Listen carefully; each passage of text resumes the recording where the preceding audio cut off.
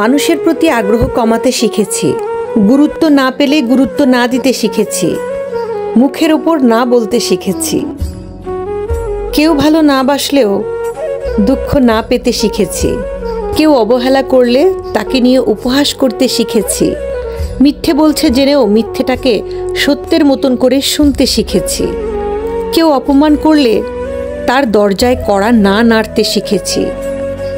নিজের ভালো থাকার জন্য রোজ এত কিছু শিখেছি।